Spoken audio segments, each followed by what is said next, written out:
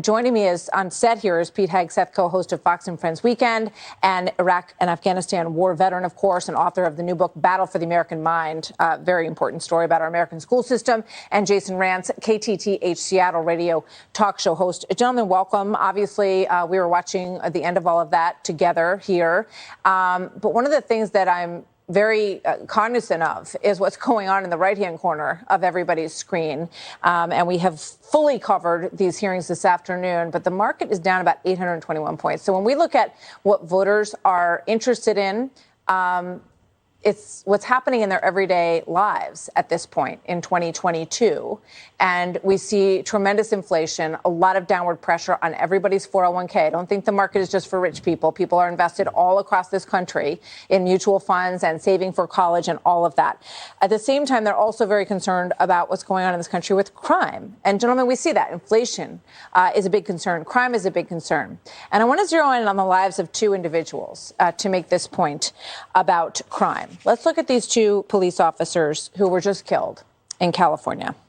This is Corporal Michael Paredes, a 22-year veteran, and Officer Joseph Santana, who had just recently joined the force. They leave behind their wives and 5 children between them, these two men. And the reason that they're dead today is because this man, Justin William Flores, was out on the street, and many believe that that was thanks to the district attorney there, Mr. Gascon.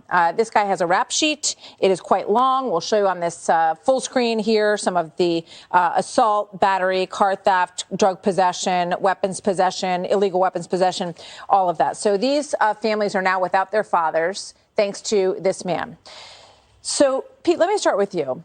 You know, when you look at what is on the minds of Americans right now, and you think about these two families, and you think about the rampant crime that we're seeing in so many places, what goes through your mind today? The word that came to my mind was the word that Jimmy Carter used in the 70s, that word of malaise.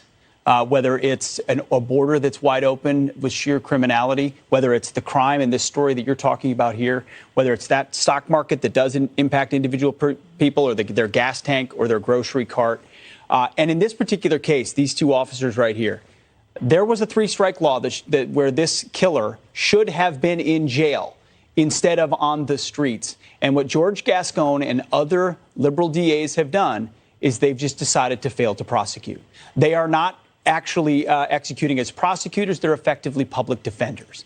On looking at criminals and saying, how can I help let you loose more quickly, which leaves the families and these officers in an impossible situation where officers don't want to be proactive, and they're in more danger every time they go out, and there's no recourse for justice for the innocent, law-abiding taxpayers in those particular communities. You know, Jason, I was thinking about this when I was working on this story earlier today, and I thought, you know, the tragic killing of George Floyd, when you fast forward through all the impacts of that, left so many people unsafe.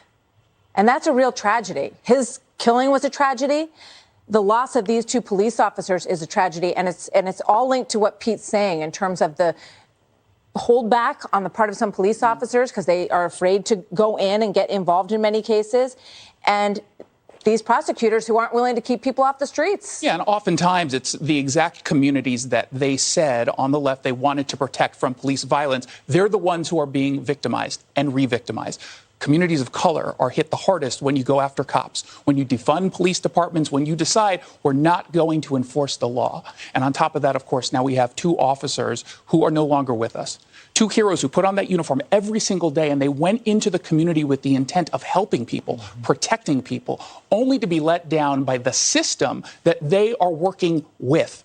A prosecutor who refuses to do his job. And this isn't just about what's happening in El Monte, California, or Los Angeles. This is happening across the country, in which we have prosecutors who are simply saying, I do not believe in putting people in jail.